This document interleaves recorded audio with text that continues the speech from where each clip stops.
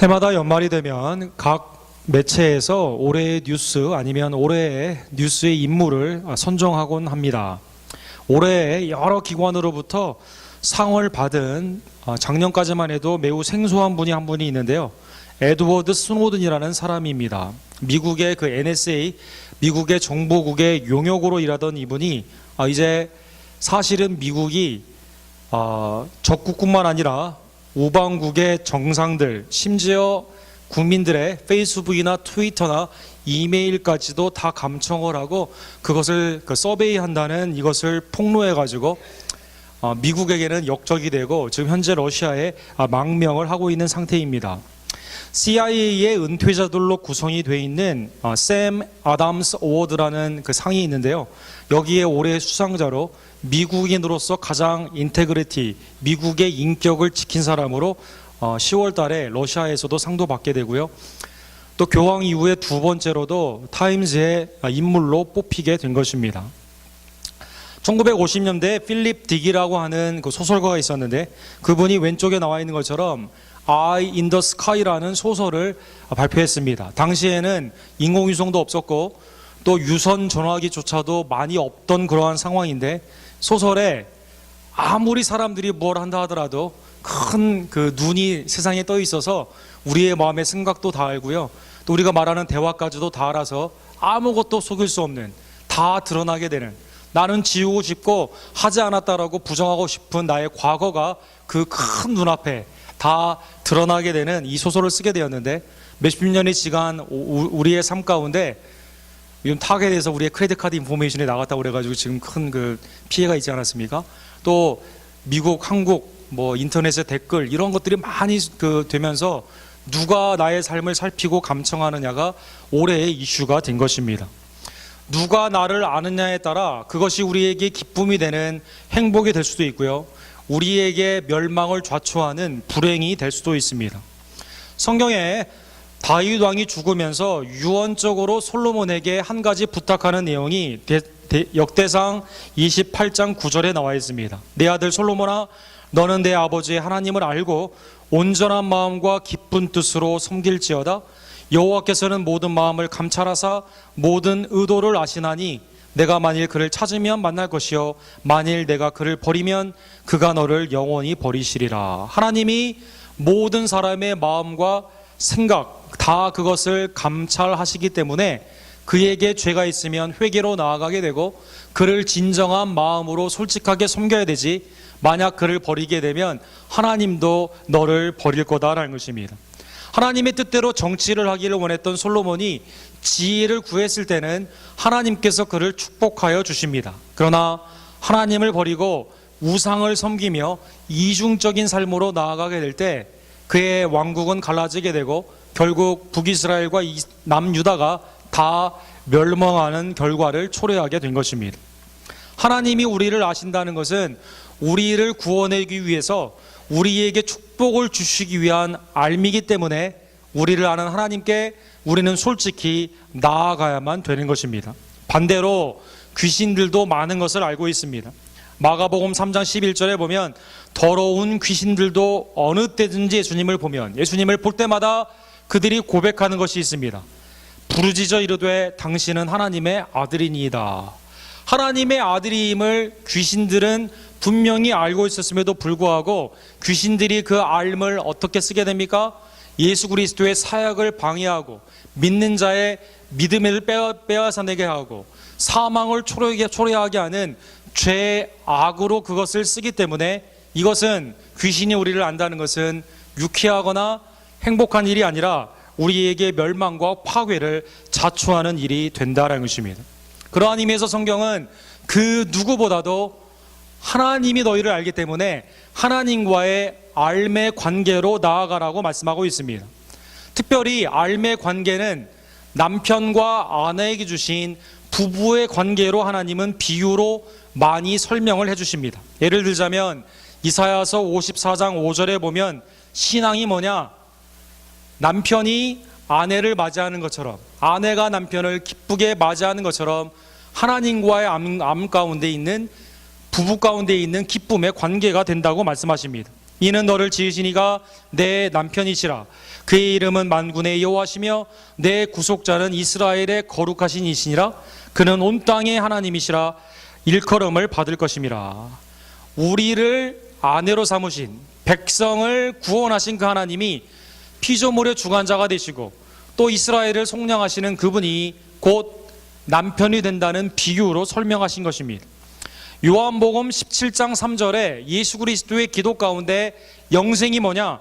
영생은 곧 유일하신 참 하나님과 그가 보내신 자 예수 그리스도를 아는 것이다 라고 말씀하여 준 것입니다. 하나님은 우리를 아시고 또 우리를 더 알기를 원하십니다. 동시에 우리도 하나님을 알고 하나님과의 관계에 들어가기를 원하신다라는 것입니다.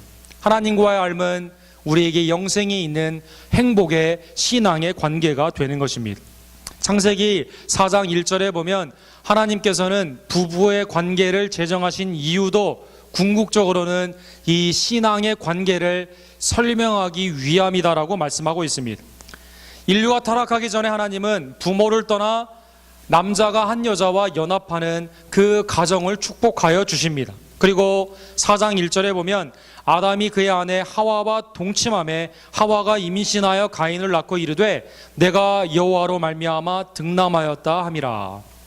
처음으로 하나님은 알다라는 동사 야다라는 단어를 쓰시는데요, 에고노라고 헬라 말로는 되어 있는데, 야다 히브리 말로 알다라는 뜻은 친밀하게 남편이 아는 것, 그래서 그것을 동침한다로 번역을 한 것입니다. 가장 친밀한 가운데 있는 알매 관계가 신약에 보면 그것이 곧 그리스도와 교회의 관계를 말씀하고 있다는 것입니다. 에베소서 5장 31절과 32절에는 그래서 이 말씀을 해석을 해주고 있습니다. 그러므로 사람이 부모를 떠나 그의 아내와 합하여 그 둘이 한 육체가 될지니 이 비밀이 크도다. 나는 그리스도와 교회에 대하여 말하노라. 남자가 부모를 떠나 한 여자와 연합이 되는 결혼처럼 하늘 보좌를 버리시고 이 땅에 오신 예수 그리스도가 교회를 신부로 취하는 이것이 곧 이 땅에 있는 결혼이 궁극적으로 영원한 그리스도와 교회의 관계를 설명하고 있다는 것입니다. 그래서 오늘 본문에, 오늘 아마 성도님 가운데 우리 교회 무슨 결혼식이 있나, 오늘 본문의 말씀이 성탄절에 웬 이런 말씀이 있지? 남편과 아내에 대한 그 부부관계를 왜 성탄절 그 연말에 이렇게 말씀하지? 라고 생각하지 마시고, 오늘 본문의 사실은 깊은 의미가 그리스도와 교회에 대한 큰 비밀을 말씀하고 있는 것입니다. 성경은 그래서 결혼의 축복이 곧 신앙의 기쁨이다라고 말씀하십니다. 이사야서 62장 5절에도 마치 청년이 처녀와 결혼함 같이, 결혼하기 직전에 신랑이 설레임 가운데 처녀를 맞이하는 것처럼 내 아들들이 너를 취하겠고 신랑이 신부를 기뻐한 같이 내 하나님이 너를 기뻐하리라. 우리가 하나님을 영접하게 되면 하나님과 우리 사이에 놀라운 축복이 있는데, 남편이 아내를 맞이하는 축복, 아내가 남편을 맞이하는 그러한 축복이 우리에게 있다라는 것입니다. 궁극적으로 그것은 신앙을 설명하기 위한 비유다라는 것입니다. 반대로 하나님과의 관계가 깨어지게 되면 결혼의 관계 가운데 아픔이 있는 것처럼, 이혼 가운데 아픔이 있는 것처럼 마찬가지의 아픔이 있다는 것이죠. 예레미야 7장 34절에 나와 있는 것처럼 그때에 내가 유다 성읍들과 예루살렘 거리에 기뻐하는 소리, 즐거워하는 소리, 신랑의 소리, 신부의 소리가 끊어지게 하리니 땅이 황폐하리라. 하나님을 떠나게 되면 가정이 깨어지는 것 같은 그러한 아픔이 있다는 것입니다. 기쁨이 있어야 되는데 아픔이 있다는 것입니다. 자, 그러면 에베소서 5장에 주님이 우리를 위해 도대체 뭘 하셨기 때문에, 무슨 사랑을 보여주셨기에 교회의 신랑이 된다는 말이냐라는 것을, 그 자격을 생각해 보기를 원합니다. 첫 번째로 예수님은 우리의 신랑이 되시는 이유가 그가 우리를 위해 생명을 내어주셨기 때문인 것입니다. 25절에 보면 남편들아 아내 사랑하기를 그리스도께서 교회를 사랑하시고 그 교회를 위하여 자신을 주심과 같이, 결혼을 해야 되는 남편이 되느냐 되지 않느냐, 이 남자가 하나님이 나에게 주신 짝이냐 아니냐 알아볼 수 있는 것은 성경에 나와 있는 것처럼 이 남자가 나를 위해 생명을 버릴 수 있느냐 없느냐, 이거 반드시 우리가 체크해야만 된다는 것이죠. 그걸 체크 안 하고 결혼하신 분들은 오늘이라도 꼭 체크해 보시기를 바랍니다. 그리스도께서 교회를 사랑하사 그 교회를 위해 자신을 줌과 같이 해야만 언약의 관계, 결혼의 관계가 성립이 된다라는 것입니다. 십자가의 사랑으로 그리스도는 자기의 몸을 내어 주셨기 때문에 교회, 성도의 신랑의 자격이 있다라는 것입니다. 나는 진짜인가 가짜인가, 우리 1950년대와 60년대 미국의 중흥기를 이끌었던 A.W. 토저 목사님이 쓰신 저서가 있습니다. 신앙의 목적은 사실은 결혼의 목적의 비율을 깨닫게 되면 우리가 신앙생활을 더 잘할 수 있다는 것입니다. 결혼하기 전에 상대방이 나를 사랑하는가 사랑하지 않는 것을 검증하는 것처럼 우리의 신앙도 반드시 먼저 검증을 해야만 됩니다. 하나님과 세상이 내가 무엇을 택할 것인가, 무엇이 하나님과 세상이 나에게 무엇을 해주었는지를 검증해야만 된다는 것입니다. 세상이 우리에게 그리스도가 몸을 버리듯이 세상이 우리를 위해서 희생하고 우리에게 사랑을 주었습니까? 만약에 주었다면 세상을 사랑할 수도 있을 것입니다. 그러나 그리스도가 나를 위해 그의 몸을 버리신 사랑을 우리가 깨닫게 된다면 사랑의 반응, 그 응답으로 우리는 세상 대신 그리스도를 사랑해야만 된다는 것입니다. A.W. 토저 목사님이 이렇게 말해요. 세상은 우리에게 모든 것을 빼앗아 갑니다. 그리고 노름에서 돈을 다 잃으면 그냥 조금 돈 주면서 이 먹고 이제 다른 데 가라는 의미로 개평을 주듯이 세상은 우리에게 조금씩 준다는 것이죠. 그러나 그리스도는 그렇지 않습니다. 우리에게 모든 것을 주십니다. 십자가에서 그의 생명을 주셨고 신앙생활에 필요한 모든 것을 주셨기 때문에 결혼할 때 검증하고 그리고 내가 반응하며 그 가운데 연합하는 것처럼 신앙 가운데도 하나님이 나를 위해 그리스도를 통해 하신 그 복음을 검증하고 그리고 그 복음에 반응하여 하나님을 사랑하며 그와 함께 축복의 근원으로 되시는 그와 함께 연합의 삶을 살아야만 된다는 것입니다. 그래야만 진짜 아내, 진짜 남편이 되는 것처럼, 결혼을 했는데 다른 여자, 다른 남자와 산다면 참 결혼이 아니지 않습니까? 마찬가지로 신앙 가운데서도 주님의 사랑을 깨닫고 사랑에 우리가 반응하며 그와 함께 연합하는 것이 진정한 성도이다라는 것입니다. 우리를 위해 자신을 내어주신 우리의 영원한 신랑 되시는 그리스도를 사랑하는 우리 언덕교회 모든 손님들 되기를 간절히 원합니다. 두 번째로 그리스도께서는 우리의 신랑이 되시기에 자격이 충분한 이유는 무엇입니까? 그가 우리를 위해 몸을 내어주실 뿐만 아니라 말씀으로 우리를 거룩하게 하시사 영광스러운 교회를 세워주신 것입니다. 이는 곧 물로 씻어 말씀으로 깨끗하게 하사 거룩하게 하시고 자기 앞에 영광스러운 교회를 세우사 티나 주름 잡힌 것이나 이런 것들이 없이 거룩하고 흠이 없게 하려 하심이라. 말씀으로 우리를 거룩하게 하십니다. 말씀이 육신에 되어 오신 예수 그리스도께서 말씀을 보내시사 말씀을 듣게 하시고 말씀을 영접케 하셔서 우리를 죄가 아닌 의로운 백성으로 삼아 주신 것입니다. 말씀으로 우리를 정결케 해 주셔서 자기 앞에 신부가 영광스러운 정결한 모습으로 결혼식에 쓰는 것처럼 여러분과 저에게 티, 주름 그리고 흠이 없는 그러한 거룩한 신부가 되게 하시는 것입니다. 티, 주름, 흠, 이것은 화장에 대한 언어가 아니라 제사 때 드리는 하나님이 받으시는 정결한 제물에 관한 말씀이죠. 하나님이 우리를 받으시기에 합당한 영광스러운 삶으로 우리를 무엇으로? 말씀으로 거룩하게 하신다라는 것입니다. 미국이 지금 말씀의 위기를 지금 살아가고 있는데요. 특별히 1900년대 초반에 유럽에 있는 자유주의 물결이 미국에 들어오면서 점점점 말씀이 양보가 되면서 위기의 시대를 우리가 살아가고 있습니다. 당시 E.J. 페이스라는 프린스턴 교수이며 카투니스트가 쓴 많은 그림들을 보게 되면 불신의 신학, 자유주의 신학은 다음과 같은 것을 부인하기 시작합니다. 성경이 무호하지 않고 실수투성이다라는 것입니다. 그리스도는 성육신하지 않았으며 동정녀의 탄생은 과학적으로 입증할 수가 없다는 것입니다. 예수님의 기적은 당시에 신화적인 요소가 있으며 십자가의 죽음은 억울한 죽음이지 우리의 죄를 구원하는 죽음은 아니다라는 것입니다.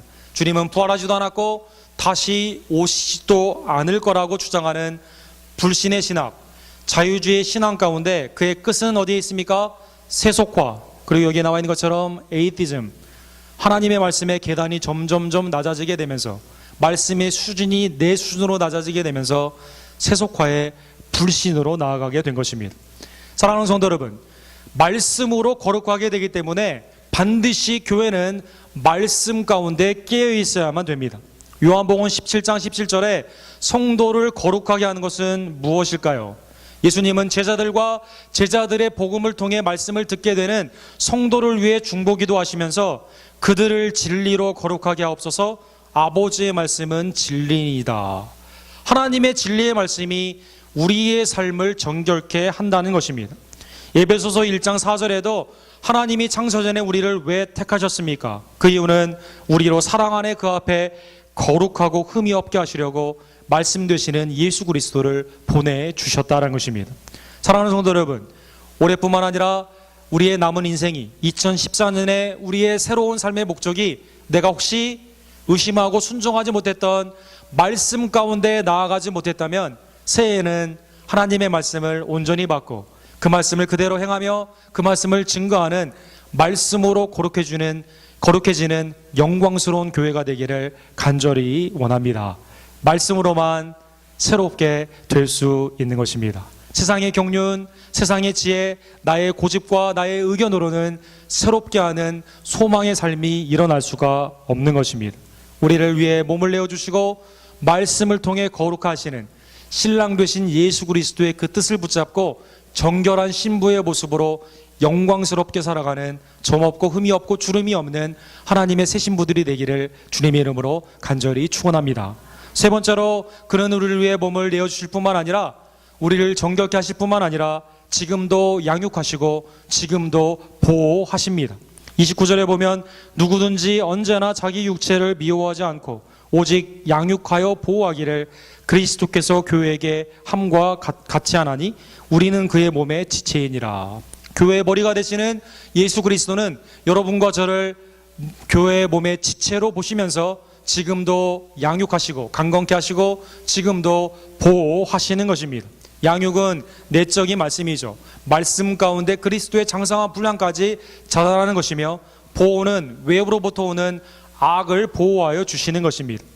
예수님이 처음으로 교회라는 단어를 쓴 것은 마태복음 16장에 나와 있습니다. 가이사랴 빌립보에서 베드로가 주는 그리스도시요 살아계신 하나님의 아들이라는 고백 가운데 예수님은 교회라는 단어를 이렇게 처음 쓰십니다. 또 내가 내게 이르노니 너는 베드로라, 내가 이 반석 위에 내 교회를 세우르니 음부의 권세가 이기지 못하리라. 주님은 우리를 위해서 지금도 하나님 우편에서 중보하시며 우리를 위해서 지금도 하나님의 놀라운 능력 가운데 보호하시는 사역을 하는데, 음부의 권세, 사망의 권세, 사탄 마귀의 권세가 교회를 넘어치지 못하도록 지금도 우리를 위해 중보하신다라는 것입니다.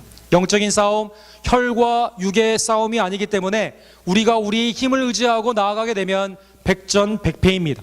그러나 우리를 위해 죽으시고 부활하신, 우리를 양육하시고 보호하시는 예수 그리스도를 의지하며 나아가게 되면 음부의 권세가 우리를 이기지 못한다라는 것입니다. 우리 언덕교회에 있는 모든 성도님들, 그리스도가 우리의 신랑이 되어주십니다. 왜 신랑이 되어주십니까? 나를 위해 목숨을 버려주셨습니다. 그는 우리의 신랑이 되어주십니다. 나를 정결하고 거룩하고 점없는 신부로 만들어주신 것입니다. 그는 지금도 나를 양육하고 보호하시며 하나님의 영광스러운 교회로 세워 가시고 있는 것입니다.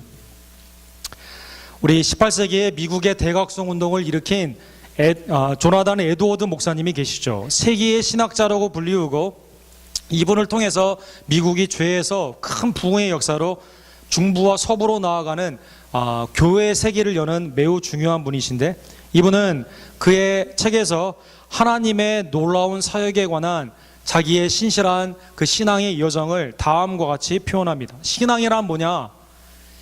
예기치도 않았는데 나를 위해 구원하여 주신, 목숨을 버려주신 예수 그리스도와 거룩한 기쁨과 만족 가운데 결혼하는 삶을 누리는 것과 마찬가지다라는 것입니다. 반대로 불신앙은 뭐냐? 주님과의 결혼 대신에 불만족 가운데 사창가, 나의 정욕을 채우기 위해서 기웃거리는 죄의 불안과 고통의 삶이 곧 불신앙이다라는 것입니다. 에드워드 목사님은 성도들에게 이렇게 챌린지하고 계세요. 도전하고 계십니다. 그리스도와 결혼했는데 왜 자꾸 사창가에 기웃거리는 그러한 고통과 불안의 삶을 사느냐라는 것입니다. 주님과 결혼을 했는데 왜 엉뚱한 곳에 가서 너의 정력을 소비하느냐라는 것입니다. 사랑하는 성도 여러분, 그리스도는 우리를 위해 몸도 버리시고 거룩하게 하시고 양육하고 보호하시는데 그 안에서 그 사랑 안에 거하면서 기쁨을 누리는 것이 곧 신앙이다라는 것입니다.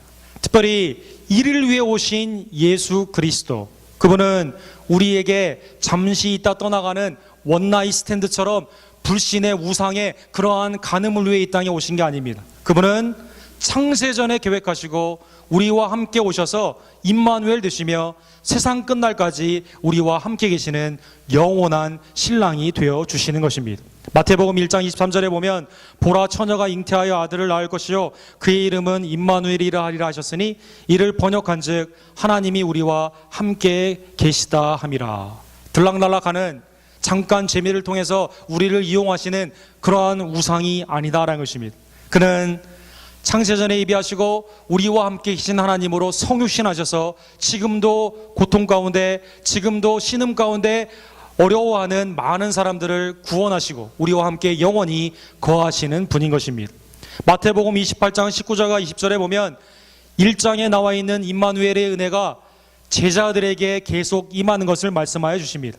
그러므로 너희는 가서 모든 민족으로 제자를 삼고 성부 성자 성령의 이름으로 세례를 주고 내가 너희에게 분부한 모든 것을 가르쳐 지키게 하라.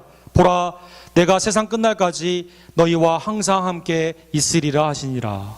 처음 되시며 나중 되시고 알파와 오메가가 되실 뿐만 아니라 어제와 오늘과 영원토록 동일하신 예수 그리스도께서 여러분과 저를 아시고 언약 가운데 사랑하시고 영원한 신랑이 되어주셔서 몸을 내어주실 뿐만 아니라 거룩해 하시고 지금도 양육하고 보호하시고 계시는 것입니다.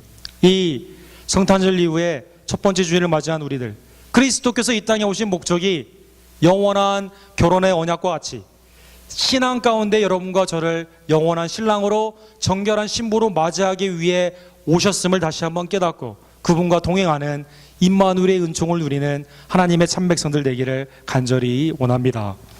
지난번 설교와 컨퍼런스에 오늘날 기독교 기업의 전도의 사역에 관한 보고를 할 때 스위스에 계신 한 분이 오셔가지고 간증을 했는데요. 그걸 잠깐 마지막으로 나누기를 원합니다. 프랜슨이라는 이분은 엄청난 부모님으로부터 그 유산을 물려받은 분이었다고 합니다. 그가 아프리카에 사파리 여행을 하러 갔는데요. 사파리 여행, 사냥하는 그러한 가운데 케냐에 있는 사람들이 그 사파리 여행을 오신 사람들을 보면서 야, 저 사람들 우리에게 와가지고 좋은 짐승들 다 잡아가고 금, 은, 그 광물 다 캐가고 결국 우리에게는 아무것도 주지 않는구나. 굉장히 큰 분노가 있는 것을 사파리 여행을 통해 깨달았다고 합니다. 그리고 기도 가운데 하나님의 음성을 듣습니다. 내가 너에게 준 재물을 사파리 여행하면서 어려운 사람들 탈출하라고 너에게 그걸 주어내라는 생각 가운데 그러면 내가 아프리카에 있는 사람들을 위해서 무엇을 할까 생각하면서 그분이 회사 가운데 개발을 한 것이 라이프 스트로라는 것을 개발을 했다고 합니다. 3천여 개의 종족이 있는 케냐와 우간다에 있는 사람들에게 우물을 파는 그것은 매우 어려운 사역인데 그 대신에 이 스트로 같은 큰 걸 하나 하게 되면 민물 가운데 아무리 더러운 물이라도 거의 99.9%를 깨끗하게 해가지고 물을 마실 수 있는 생명수의 사역을 할 수 있다는 것을 개발을 해가지고 이것을 나누어주는 복음과 함께 나누어주는 그 사역의 보고를 보면서 큰 감명을 받았습니다. 사랑하는 성도 여러분, 우리를 위해 몸을 내어주신 하나님, 우리를 위해 정결케 하시고 지금도 우리를 위해 중보하시는 예수 그리스도의 사랑 안에 머물면서 우리도 그 사랑을 증거하는 하나님의 백성들이 되기를 간절히 원합니다. 세상에 수많은 사람들이 아직도 그리스도의 신부로 부름을 받고 있는 이때 하나님이 우리에게 은혜로 주신 그러한 리소스를 가지고 주님의 그 사랑을 증거하는 여러 나라 가운데 복음을 증거하는 하나님의 백성들이 되기를 주님의 이름으로 간절히 축원합니다. 주님은